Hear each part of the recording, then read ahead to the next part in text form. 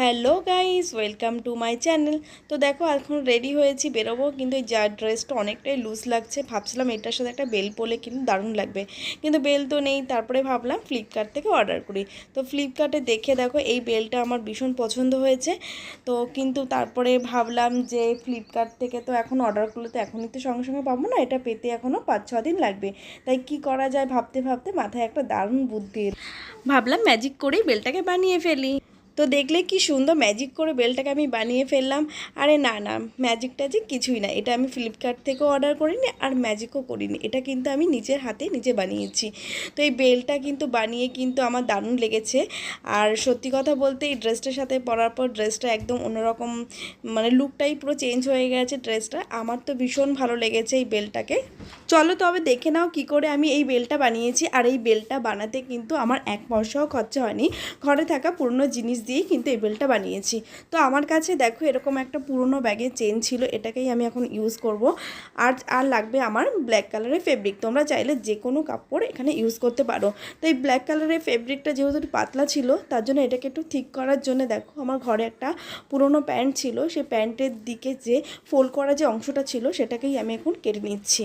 কেটে এটাকে আমি যতটা আমার মানে কোমরে যতটা চওড়া বা সরু করব সেই অনুযায়ী আমি এটাকে কাট করে নিয়েছি।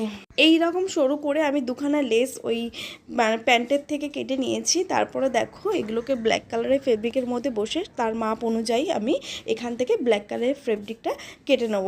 তারপরে দুটোকে একসাথে দিয়ে ভালো করে ফোল্ড করে আমি এটাকে মেশিনে সেলাই করে নেব। তো অনেক দিন ধরেই ভাবছিলাম ফ্লিপকার্ট থেকে এরকম বেল্ট অর্ডার করার, কিন্তু ওই বেল্টগুলো না অনেকটা চওড়া ছিল, আর চওড়া বেল্টগুলো আমার কোমরে একদম ভালো লাগবে না, তার জন্য আর কিনিনি। তো ভাবলাম ঘরেই বানিয়ে নিই। তো দেখো এখানে বেল্টের পার্টটুকু আমার সেলাই করা হয়ে গেছে, এরকমই আমি দুটো বানিয়েছি। আর আমি আমার কোমরের মাপ মতন কিন্তু এই বেল্ট দুটোকে বানিয়েছি। এরপর দেখো এই বেল্টের সাথে এই চেনটাকে অ্যাটাচ করব, তার জন্য কিন্তু সেমভাবে আমি আরও দুটো এরকম ছোটো ছোটো লেস বানিয়ে নিয়েছি। এরপর এই লেসগুলোকে দেখো চেনের ভিতরে ঢুকিয়ে যতটা লাগে ততটা রেখে বাকি ফেব্রিক কিন্তু আমি কাট করে ভালো করে সেলাই করে নেব।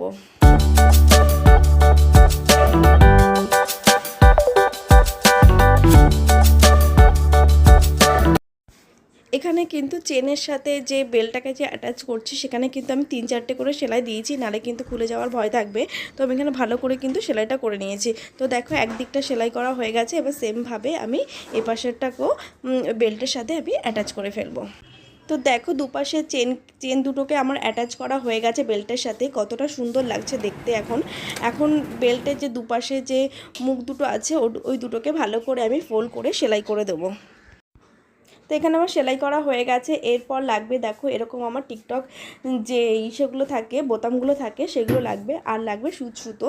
তো এই টিকটক বোতামগুলোকে আমি দুপাশে ভালো করে সেলাই করে দেবো।